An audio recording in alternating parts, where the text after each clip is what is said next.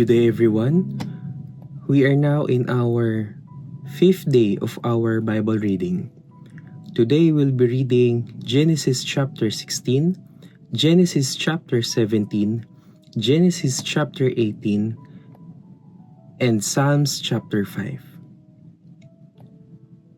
Genesis chapter 16. Now Sarai, Abram's wife, had borne him no children, but she had an Egyptian slave named Hagar. She said to Abram, "The Lord has kept me from having children. Go, sleep with my slave. Perhaps I can build a family through her." Abram agreed to what Sarai said. So after Abram had been living in Canaan 10 years, Sarai, his wife, took her Egyptian slave Hagar and gave her to her husband to be his wife. He slept with Hagar and she conceived. When she knew she was pregnant, she began to despise her mistress. Then Sarai said to Abram, "You are responsible for the wrong I am suffering. I put my slave in your arms, and now that she knows she is pregnant, she despises me. May the Lord judge between you and me." Verse 6. "Your slave is in your hands," Abram said. "Do with her whatever you think best." Then Sarai mistreated Hagar, so she fled from her. The angel of the Lord found Hagar near a spring in the desert. It was the spring that is beside the road of Shur. And she said, "Hagar, slave of Sarai, where have you come from and where are you going?" "I am running away from my mistress Sarai," she answered. Then the angel of the Lord told her, "Go back to your mistress and submit to her." The angel added, "I will increase your descendants so much that they will be too numerous to count." The angel of the Lord said to her, "You are now pregnant, and you will give birth to a son. You shall name him Ishmael, for the Lord has heard of your misery. He will be a wild donkey of a man. His hand will be against everyone, and everyone's hand against him, and he will live in hostility towards all his brothers." She gave his name to the Lord who spoke to her. "You are the God who sees me," for she said, "I have now seen, and the one who sees me." That is why the well was called Bir and Lahai Roi. It is still there between Kadesh and Bered. So Hagar bore Abram a son, and Abram gave the name Ishmael to the son she had born. Abram was 86 years old when Hagar bore him Ishmael. Genesis chapter 17. When Abram was 99 years old, the Lord appeared to him and said, "I am God Almighty. Walk before me faithfully and be blameless. Then I will make my covenant between me and you and will greatly increase your numbers." Verse 3. Abram fell face down, and God said to him, "As for me, this is my covenant with you. You will be the father of many nations. No longer will you be called Abram. Your name will be Abraham. For I have made you a father of many nations. I will make you very fruitful. I will make nations of you, and the kings will come from you. I will establish my covenant as an everlasting covenant between me and you and your descendants after you for the generations to come. to be your God and the God of your descendants after you. The whole land of Canaan, where you now reside as a foreigner, I will give as an everlasting possession to you and to your descendants after you, and I will be their God.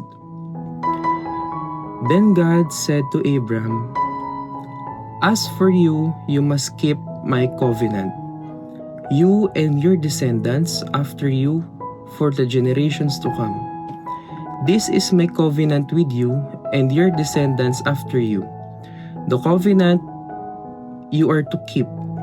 Every male among you shall be circumcised." Verse 11. You are to undergo circumcision, and it will be a sign of the covenant between me and you. For the generations to come, every male among you who is 8 days old must be circumcised, including those born in your household or bought with money from a foreigner, those who are not your offspring. Whether born in your household or bought with your money, they must be circumcised. My covenant in your flesh is to be everlasting covenant. Any uncircumcised male who has not been circumcised in flesh will be cut off from his people. He has broken my covenant. Verse 15. God also said to Abraham, "As for Sarai, your wife, you are no longer to call her Sarai. Her name will be Sarah. I will bless her and will surely give you a son by her. I will bless her so that she will be the mother of nations. Kings of peoples will come from her." Verse 17. Abraham fell face down. He laughed and said to himself, "Will a son be born to a man of 100 years old? Will Sarah bear a child at the age of 90? And Abraham said to God, "If only Ishmael might live under your blessing." Then God said, "Yes, but your wife Sarah will bear you a son, and you will call him Isaac. I will establish my covenant with him as an everlasting covenant for his descendants after him. And as for Ishmael, I have heard you. I will surely bless him. I will make him fruitful and will greatly increase his numbers. He will be the father of 12 rulers, and I will make him into a great nation." Verse 21. But my covenant I will establish with Isaac, whom Sarah will bear to you by this time next year. When he had finished speaking with Abraham, God went up from him. On that day, Abraham took his son Ishmael and all those born in his household or bought with his money, every male in his household, and circumcised them, as God told him. Abraham was 99 years old when he was circumcised, and his son Ishmael was 13. Abraham and his son Ishmael were both circumcised on that very day, and every male in Abraham's household, including those born in his household or bought from a foreigner, was circumcised with him. Genesis chapter 18. The Lord appeared to Abraham near the great trees of Mamre, while he was sitting at the entrance of his tent in the heat of the day. Abraham looked up and saw 3 men standing nearby. When he saw them, he hurried from the entrance of his tent to meet them and bow low to the ground. He said, "If I have found favor in your eyes, my Lord, do not pass your servant by. Let a little water be brought. and then you may all wash your feet and rest under this tree. Let me get you something to eat, so you can be refreshed and then go on your way. Now that you have come to your servant." "Very well," they answered, "do as you say." So Abraham hurried into the tent to Sarah. "Quick," he said, "get 3 seahs of the finest flour and knead it and bake some bread." Then he ran to the herd and selected the choice, tender calf and gave it to a servant who hurried to prepare it. He then brought some curds and milk to the calf that had been prepared and set this before them.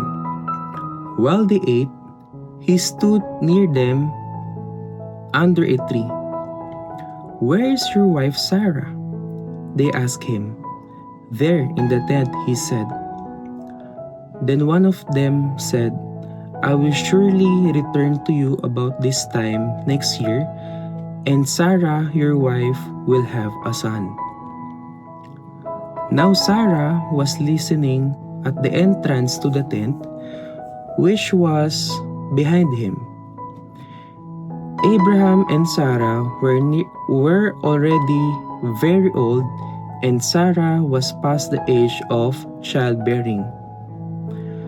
So Sarah laughed to herself as she thought, "After I am worn out and my Lord is old, will I now have displeasure?" Then the Lord said to Abraham, "Why did Sarah laugh and say, Will I really have a child now that I am old? Is anything too hard for the Lord? I will return to you at the appointed time next year, and Sarah will have a son." Sarah was afraid, so she lied and said, "I did not laugh." But he said, "Yes, you did laugh." Verse 16. When the men got up to leave, they looked down toward Sodom, and Abraham walked along with them to see them on their way. Then the Lord said, "Shall I hide from Abraham what I am about to do? Abraham will surely become a great and powerful nation, and all nations on earth will be blessed through him. For I have chosen him, so that he will be direct in his children and his household after him, to keep the way of the Lord by doing what is right and just, so that the Lord will bring about for Abraham what he has promised him." Then the Lord said, "The outcry against Sodom and Gomorrah is so great, and their sin is too grievous. And I will go down and see if what they may have done is as bad as the outcry that has reached me. If not, I will know." The men turned away and went toward Sodom, but Abraham remained standing before the Lord. Verse 23. Then Abraham approached him and said, "Will you sweep away the righteous with the wicked? What if there are 50 righteous people in the city? Will you really sweep it away and not spare the place for the sake of the 50 righteous people in it? Far be it from you to do such thing, to kill the righteous with the wicked, treating the righteous and the wicked alike. Far be it from you. Will not the judge of all the earth do right?" The Lord said, "If I find 50 righteous people in the city of Sodom, I will spare the whole place for their sake." Verse 27.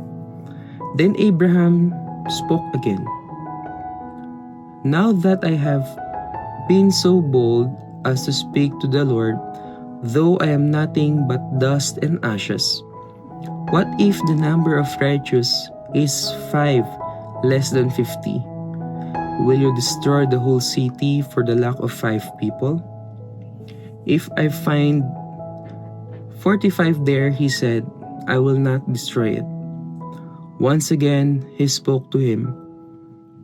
What if only 40 are found there? He said, for the sake of 40, I will not do it.